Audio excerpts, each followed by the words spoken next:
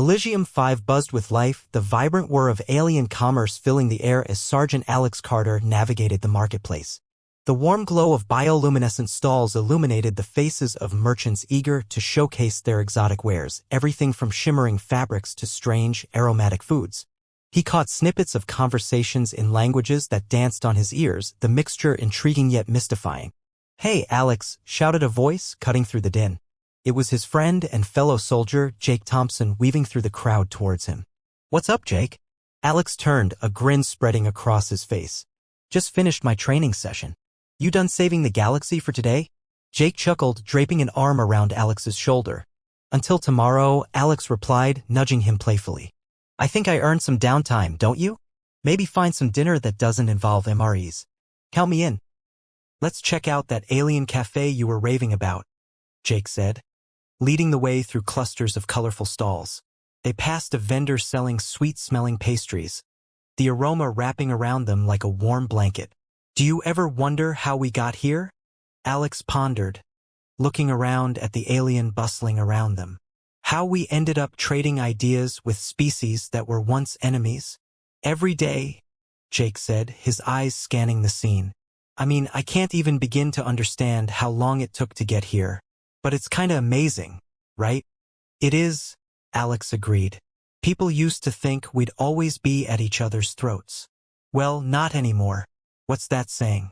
United we stand, divided we fall," Jake replied, quoting a popular human proverb. Suddenly, a flash of color caught Alex's eye. He turned just in time to see a figure that made his heart skip a beat. Leah, the alien woman from the coalition of Bestari, was immersed in a discussion with a group of merchants. Her iridescent skin shimmered under the light, and her large, luminous eyes reflected a blend of wisdom and mischief. "Wow, she's stunning," Jake said, low enough for only Alex to hear. "You've been holding out on me." "Focus, Jake," Alex said, his eyes glued to Leah. "This isn't just about looks." "Oh, come on. Tell me you don't feel that chemistry every time you two are together." Jake wiggled his eyebrows, teasing. Alex started, his cheeks warming. "I mean, we have a connection, sure. But it's complicated." "Complicated? That's human code for, I like her, but I'm scared." Jake laughed, and Alex felt the heat rise in his face. "Let's not talk about this right now," Alex retorted, though his smile betrayed him. As they approached the cafe, the vibrant digital menu flickered to life, displaying a variety of tantalizing dishes. Alex scanned the options, but his gaze remained drawn to Leah. She had turned and spotted him, her face lighting up in recognition. "Alex," she called, an ethereal lilt in her voice as she bounded over. She exuded warmth, making the bustling market seem far away. "You're here." "Yeah, just grabbing some food," he said, trying to sound casual. "Join us." "You too, Jake." Leah gestured to the group beside her. 3 alien merchants beamed with curiosity, their faces a mosaic of unique features and colors. Sure," Jake said, intrigued. "I could use a different culinary experience." Alex nodded, joining Leah's side. "What are you discussing?" "Trade routes," she replied, "and how to make them more efficient. Do you have any thoughts on interspecies negotiations?" "Definitely," Jake chimed in, surprising Alex. "I think improving communication is key. What if you tried using universal translators more effectively?" Leah's furrowed brow indicated she was considering his point seriously. "That could improve understanding greatly." "Thank you, Jake." "It's nothing," he said, waving off her thanks. "Just trying to help."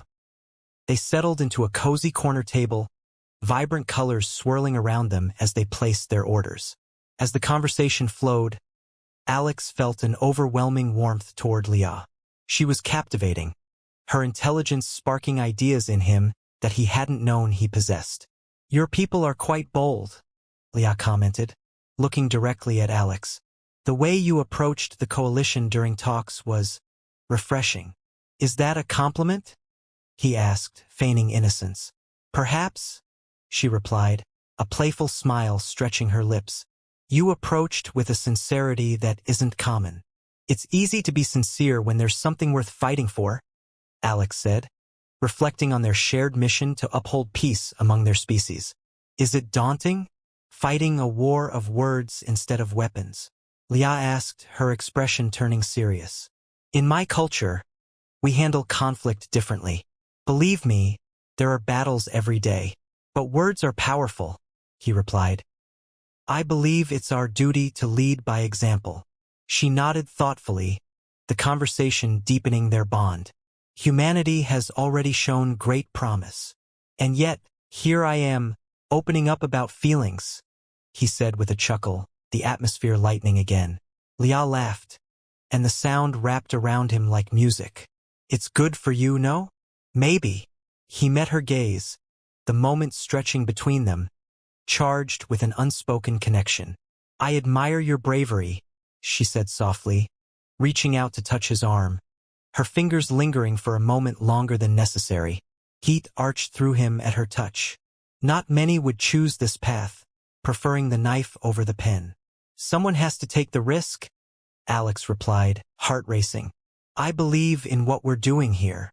And I believe in you, she said, her voice low and sincere, igniting something within him. Just then, the food arrived, breaking their moment.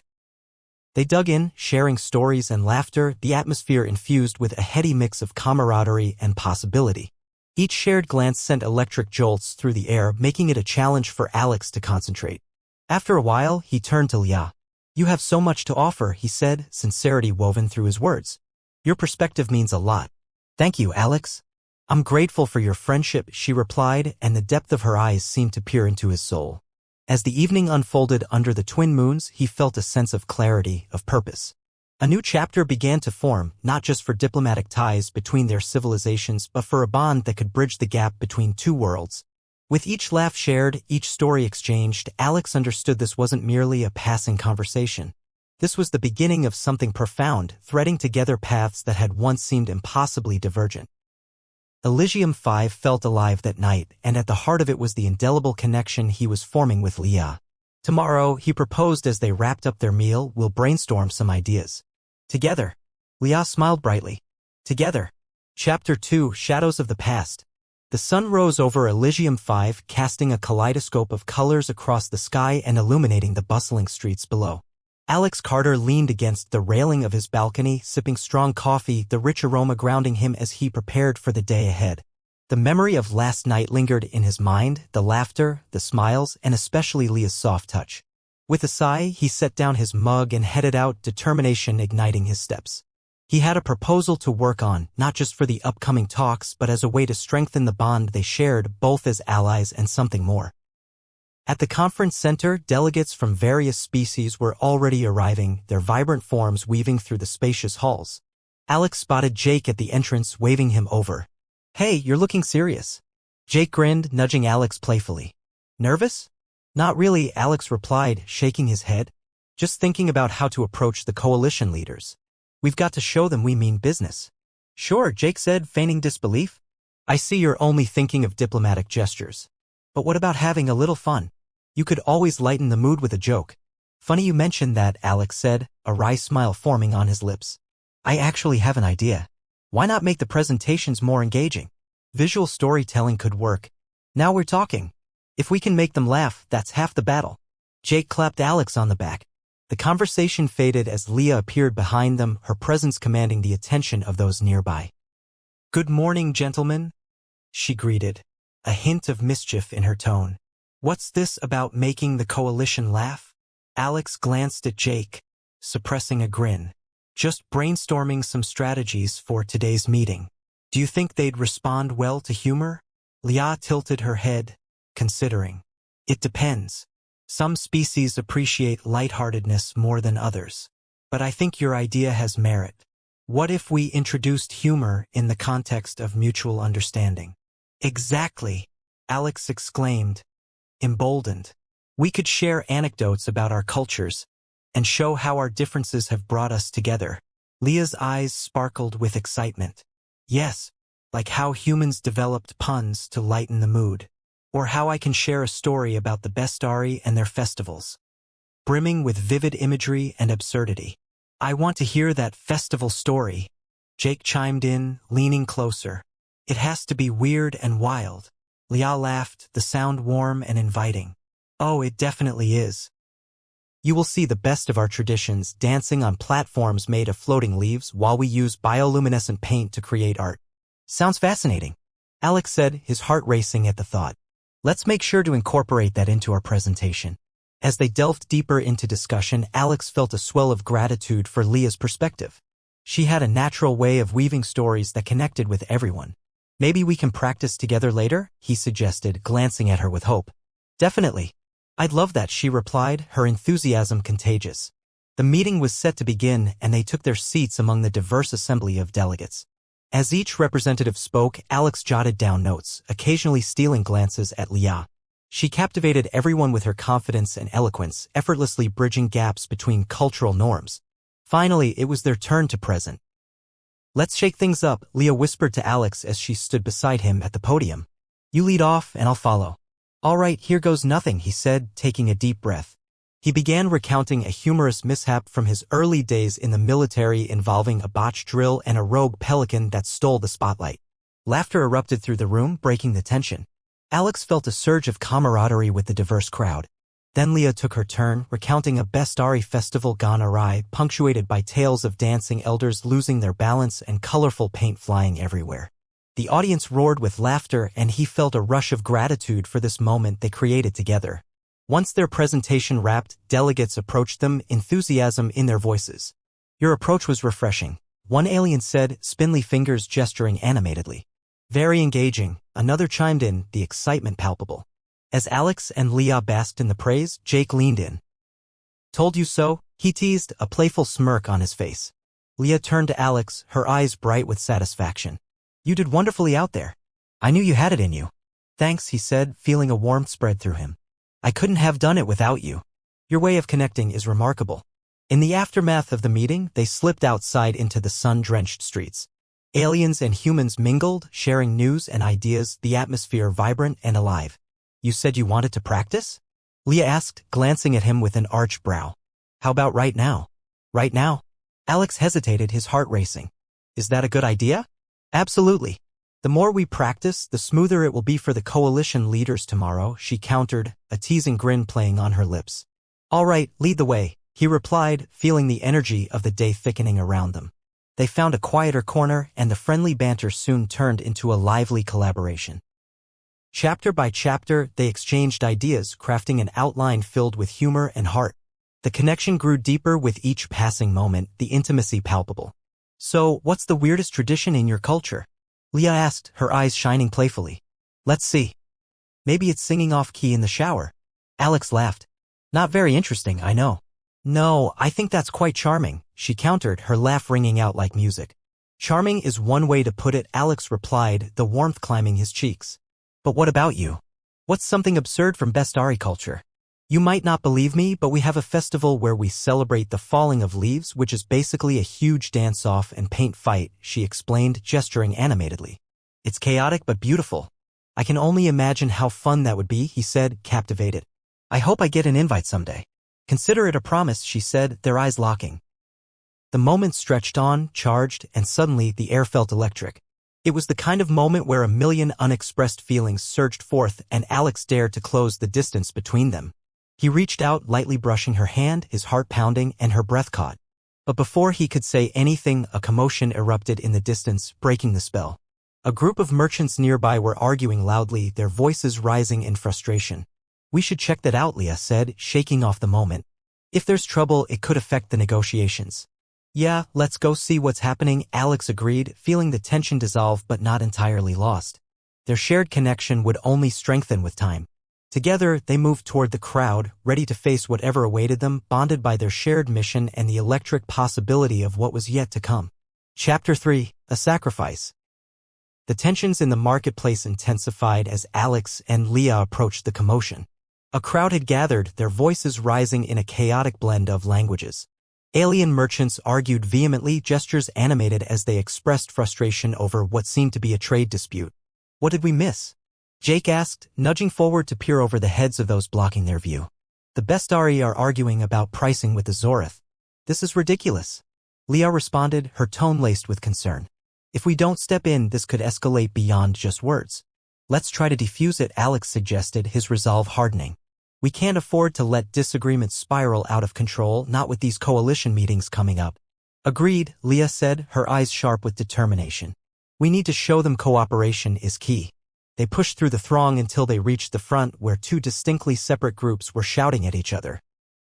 The Bestari, with their colorfully patterned skin, stood opposite the Zoroth, whose scales shimmered like polished metal. Alex stepped forward, palms raised in a calming gesture. Hey, let's all just take a breath, he said, trying to project authority. What seems to be the problem here? One of the Bestari merchants, a tall figure with bright blue markings, stepped forward, ire evident in his voice. They're trying to shortchange us. Our goods are worth far more than what they're offering. The quality of your goods is subpar. A Zoroth merchant snapped back, his voice cutting through the air like a blade. We refuse to be swindled. The only ones being swindled are those who think they deserve more than their wares are worth. Another voice chimed in, a young Bestari who looked full of fire. I don't like where this is heading, Jake muttered, scanning the crowd. This could really boil over. Give us a moment. Alex raised his voice above the clamor. Let's discuss this privately before we have a brawl on our hands. Leah stepped beside him, her presence commanding attention. We understand that this is a sensitive issue. Can we find common ground? She suggested, looking from one group to the other. A murmur rippled through the crowd as they took a moment to process her words. Alex saw an opening. Perhaps we can facilitate a negotiation. Nothing productive will come from shouting. What do you suggest? The Zoroth merchant growled, crossing his arms. He appeared unimpressed, but Alex could see a flicker of interest behind his cold exterior. I propose a small committee, Leah suggested, her voice steady. Each side can appoint representatives to sit down and discuss the pricing amicably without noise and distraction. That's not enough, shouted another Bestari. We need to confront them. They can't just rip us off like this. Listen, Alex interjected, being confrontational only leads to conflict. Think about the broader picture. We're trying to build relationships. Right now, our species are meant to be working toward unity. Exactly, Leah added. We all have something to lose if this turns violent. Cooperate now and we all benefit. Gradually, the fervor in the crowd began to diminish, replaced by murmurs of agreement and uncertainty. The Bestari seemed to be wavering, though the Zoroth remained skeptical. I'll represent the Bestari, the blue-marked merchant said finally, his voice calmer now. But we want a fair hearing. Fine, the Zoroth conceded, though he didn't look pleased about it. I'll send one of my people as well. But if this doesn't lead to a satisfactory resolution. His statement hung thick in the air, urging everyone to reflect on the gravity of the moment. Let's meet at my office at noon, Alex proposed, sensing the opportunity slip through their fingers if they didn't act quickly. We need to get this settled before things go sour. As they stepped back from the crowds, Alex, Leah, and Jake walked together, the weight of what had just transpired pressing down on them. Nice work back there, Jake said, nudging Alex playfully. You've got away with words. Thanks. But this isn't over yet, Alex replied, his brow furrowed. If they don't resolve their differences soon, we could have a situation on our hands, one that could derail negotiations. I agree, Leah said, looking thoughtful. We need to prepare for the worst. What if we created a backup plan in case things escalate?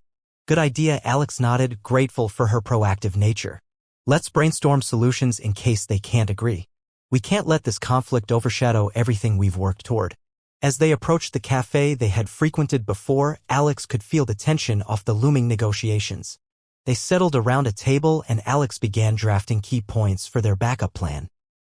Let's think about how each side can justify their prices, he suggested, his pen moving swiftly across the page. Understanding their perspectives could be key. I think the Bestari pride themselves on craftsmanship, Leah added. Highlighting the artistry in their goods might help sway opinions in their favor. And the Zoroth are known for their efficiency, Jake chimed in. If we highlight supply chain benefits for them, they might be MO. Sense of purpose knitting them together stronger than before. As they walked to the office where the meeting would take place, Alex felt a flutter of anxiety in his gut. Whatever happens, let's stay united, he said as they entered, the atmosphere thick with uncertainty. Agreed, Jake nodded. We've got this. Just be solid. With a deep breath, they entered the sleek conference room where the representatives waited. The Zoroth merchant glared, arms crossed defensively while his Bestari counterpart paced, flipping through notes. Let's do this, Alex said, stepping forward as the de facto mediator. Welcome, he began, voice steady, locking eyes with both merchants. We're here to find a solution that serves both parties, and it starts with understanding each other.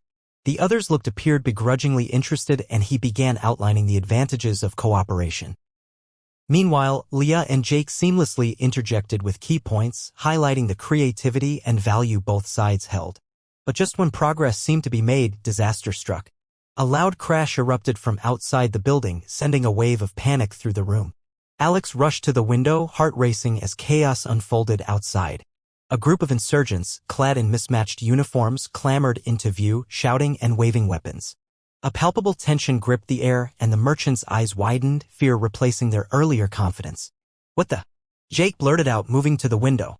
Leah's grip on Alex's arm tightened. "We need to intervene. Now. We can't let them escalate this further," Alex declared. "Stay close and stay safe." With adrenaline pumping, Alex stepped toward the door, ready to face the unforeseen danger head-on. The world just shifted and they couldn't afford to back down now. "Let's do this," he shouted, leading the charge. Chapter 4, Guardianship. The world outside the conference room erupted into chaos.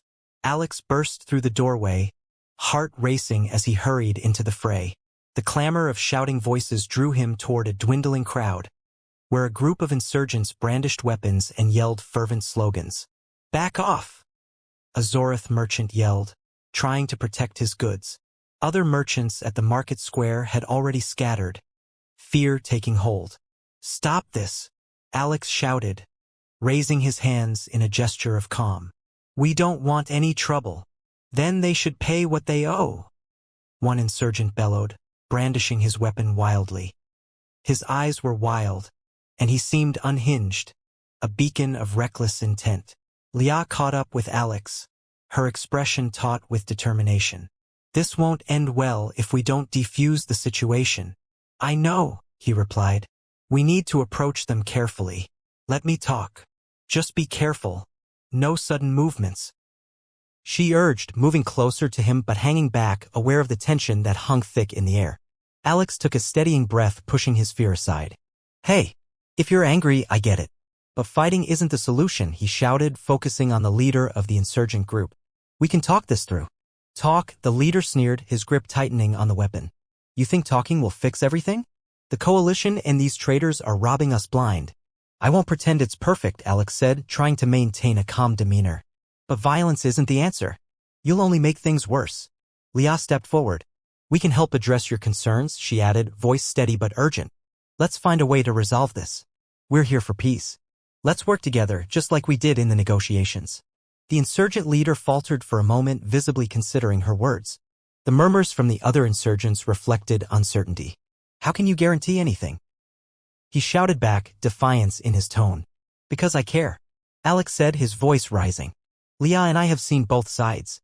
We understand your struggles. Honor is important to us. All we're asking is for a chance to show you that peace can prevail." Another insurgent chimed in, "You're part of the system that exploits us. Why should we trust you?" "Because our worlds are interconnected," Leah quickly responded, stepping bravely closer. "Fighting will only divide us further. Together we could create something better. Please, let us help." The leader flicked his gaze to his gathered comrades, hesitation flickering through his eyes. "What do you propose?" Alex seized the moment. "Share your concerns with us. We'll work through them together, but we need your cooperation. The insurgency needs a channel for your voices, not violence." "What do you want?" "Compensation for our losses," he spat out. "Our livelihoods are at stake." "It's valid. Everyone wants to support their families." "You deserve justice," Alex replied, heart pounding as he stepped closer. "Justice?" "By letting these traitors get away with their crimes," a softer voice from the group protested, shaking with tension. "We can set up a formal meeting between your representatives and the traitors," Leah said earnestly. "That's where you should have a say. But right now, fighting only causes hurt."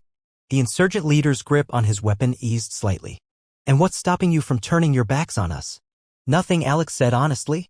"But that's why we need to trust each other. If we don't find common ground, we'll remain at odds. We can start working toward an agreement this afternoon. Just let us help." Tension hung like a fog, but now uncertainty replaced fury, and Alex felt cautiously optimistic. The group looked to their leader as if weighing their options, hesitating. "Fine. We'll talk," the insurgent leader relented, lowering his weapon. "But if anything goes wrong, we won't let it," Alex assured, relief washing over him. Jake walked up behind them, appearing breathless but determined. "What on earth just happened?" he asked, his eyes wide. "I thought for sure there'd be a brawl."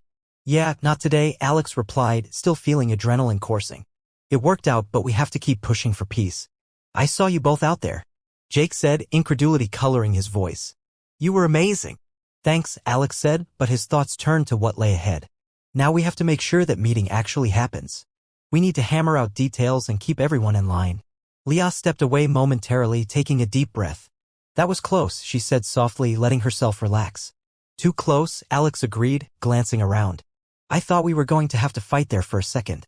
Can you imagine if it escalated? Leah asked, shaking her head. The fallout would have been catastrophic. Not to mention, we'd all be in trouble. Jake grinned, trying to lighten the mood. But you guys were incredible. You played that well. As they gathered their wits, they moved away from the crowd, seeking a quieter spot to brainstorm how to proceed. You two really worked together out there, Jake commented, leaning against a nearby wall. Leah's cheeks flushed slightly. We had to. We can't allow the past to dictate our future. Exactly, Alex chimed in. But now we need to prepare for this meeting. What should we do? Leah cleared her throat, focusing. We'll need to outline key points to address, focusing on potential solutions that benefit both parties. We should also anticipate objections they might have. Good idea, Jake said. Let's break it down. I'll handle the logistics of the meeting. Perfect, Alex agreed. Leah, can you prepare some notes about the grievances of the Bestari and how to address them? Of course, she replied. We can present both sides together so everyone feels heard. With their roles established, they quickly went to work. Ideas flowed freely, the energy in the air heightening as they shaped their plan.